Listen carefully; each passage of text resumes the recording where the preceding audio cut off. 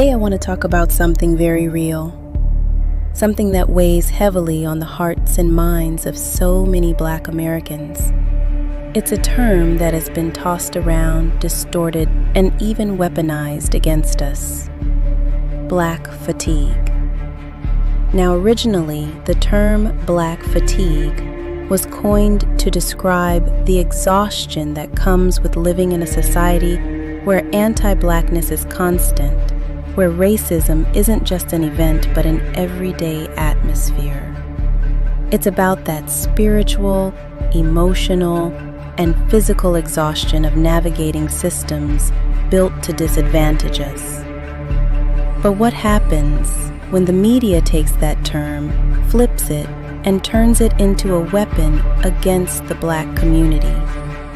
Instead of shining a light on systemic oppression, they spin it into a caricature, a stereotype, a reason to dismiss Black people as broken, lazy, or hopeless. That's by design. And it ties directly into how crime, policing, and public perception all collide in America. What's good, family? You're listening to My Black American Commentary. I'm Ann, a descendant of the enslaved, rooted in South Carolina, bringing you commentary on social issues, politics, pop culture, history, and family, from a Black American lens. If you're new here, welcome. Pull up a chair. If you're day ones, I see you. Like, share, leave a comment, and subscribe.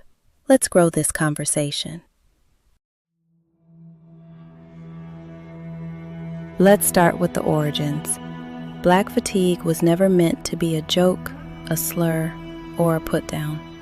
It was a way to give language to the lived reality of generations of Black people who carry trauma that doesn't just disappear.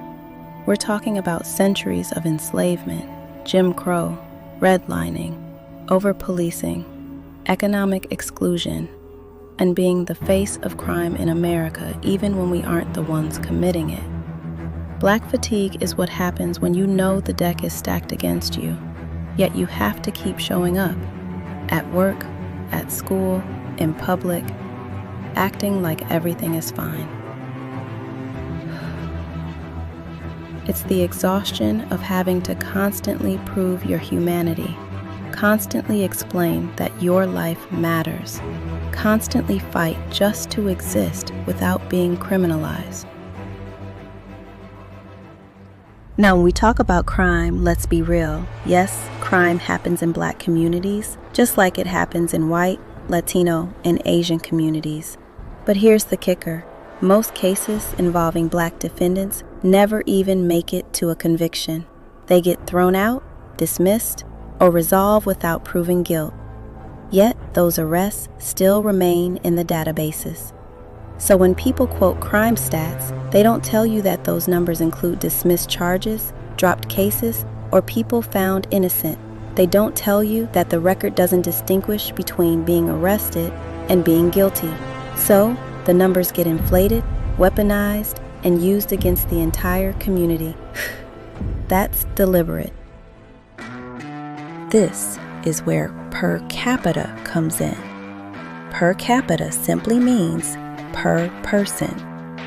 It's a way of saying, out of every 100,000 people in a population, how many crimes are reported. Sounds fair on the surface, right? But it's not. Why? Because per capita doesn't factor in how heavily policed Black communities are. If you flood a neighborhood with police, you're going to find crime. You're going to make arrests, whether they're fair or not. White neighborhoods can be doing the same or worse, but if no one is there looking, it doesn't get recorded. That's not an accident. That's design. Per capita data without accounting for police presence is misleading. It paints Black communities as more dangerous than they actually are. The media plays the biggest role in all of this. It's the media that decides what stories to highlight, what images to put on repeat, and what narratives to build around blackness. Think about it. When a black person commits a crime, the story becomes about what's wrong with the black community. But when a white person commits a heinous act, like a mass shooting, it's that individual had mental health problems. The community is never put on trial. Black people are collectively criminalized while white people are individualized. That's the double standard. That's the bias.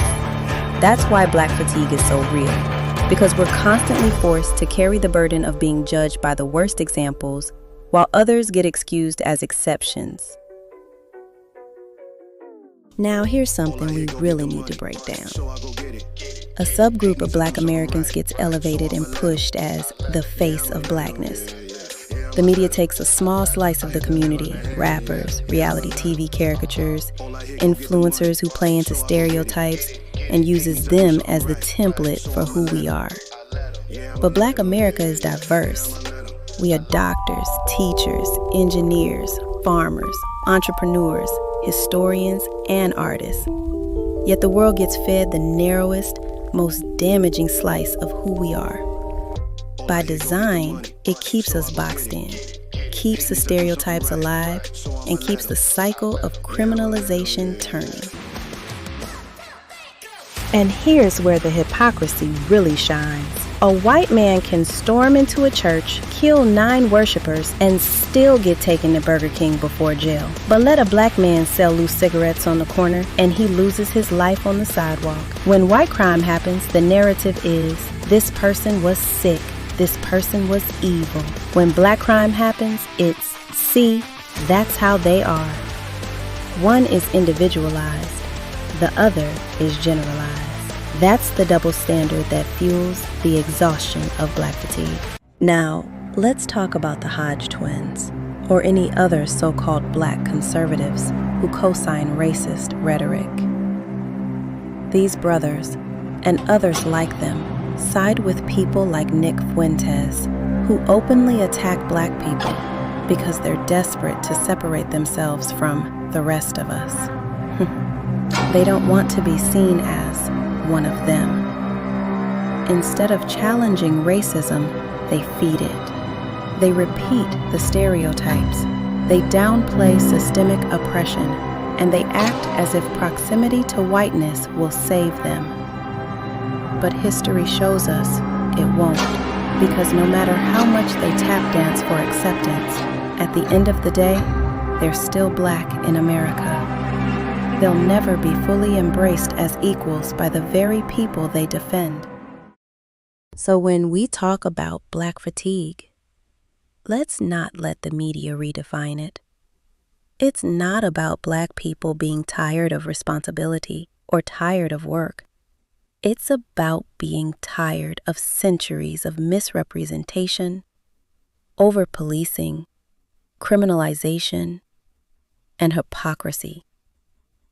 Black fatigue is real because we are constantly forced to fight battles others don't even see. We're forced to prove our humanity in a system that was built to deny it. And while the media will continue to spin, it's on us to reclaim the narrative, tell our own stories, and hold accountable those who profit from misrepresenting us. Because at the end of the day, black fatigue isn't weakness, it's a testimony. It says, we are still here, despite everything you've thrown at us. Bitch.